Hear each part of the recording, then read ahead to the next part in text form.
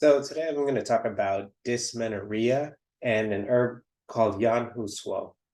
And dysmenorrhea is menstrual cramps or pain during the menstrual cycle. And this is a problem that affects a lot of women. You may have menstrual periods that are painless and where the bleeding is smooth and there's no problems whatsoever. But for a lot of women, it can be very painful and it's occurring because of uterine contractions. And in Chinese medicine, this is thought to be related to the liver flow of the qi being stagnated or not flowing smoothly. And it can also be related to the blood not flowing smoothly. And we've talked about it before, but in Chinese medicine, the liver actually runs, the channel of the liver runs from the feet upward on the inner part of the leg and up into the side of the abdomen. And it's actually going right along the sides where the ovaries are located. And the liver is closely tied to the ovaries and to reproductive function in Chinese medicine. And so anything that can affect the liver can also affect ovaries. And it presents differently in men and women. Men may have other problems that liver qi stagnation or liver blood stagnation causes. But in women, it can commonly come out as dysmenorrhea or painful periods.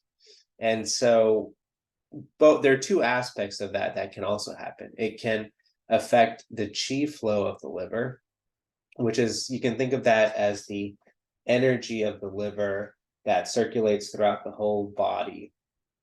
And there's also the blood aspect of the liver. And both the qi and the blood aspect of the liver are two of the main functions of the liver in terms of regulating properly in the body the flow of the energy, both the qi and the blood. It's the liver's responsibility to regulate and make sure there's smooth flow of both of those two substances in the body. And so the liver is actually a common organ that we need to treat to make sure that the flow of both of those are smooth in the body. And for a lot of people, if you have irregular or choppy flow or stagnated blood, it can come out as symptoms as dysmenorrhea or painful periods. And so the herb I was going to talk about is an herb called Hu Suo. And this is an herb that actually specifically acts to what we call regulate the flow of the qi and the blood. And it's somewhat unique in that aspect. A lot of Chinese herbs will do one of those properties. A lot of them will regulate the blood flow, and other herbs will regulate the qi flow. But this is an herb that actually is somewhat unique in that it regulates and improves the flow of both the qi and the blood. And they tend to work together. When you have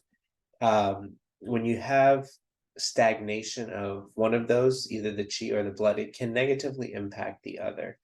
And usually, if it's just one of those, you can use a more specific herb that just treats stagnation of the qi or just treats stagnation of the blood.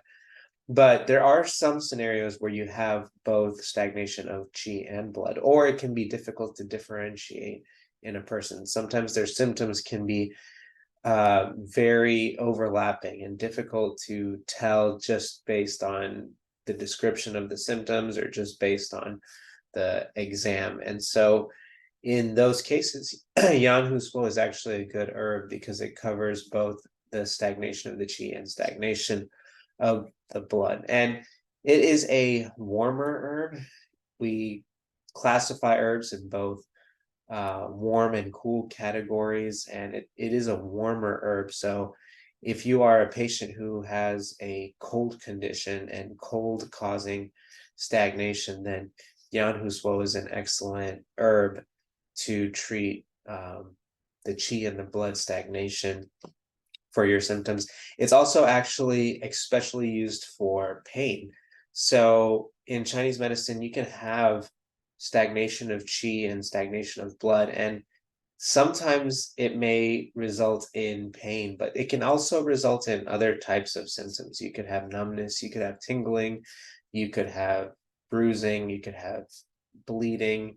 Um, all kinds of different things could happen from chi and blood stagnation, and not necessarily pain, but for some people it comes out as pain. And so if you are having chi blood stagnation, if you tend to have a colder constitution or cold disease, and your symptoms are producing pain, then Yan Hu Suo is a great herb for that. So that's the kind of patients that I tend to use Yan Hu Suo for.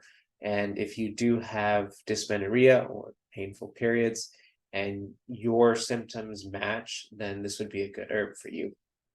So that's dysmenorrhea and Yan Hu Suo, and we'll see you next time.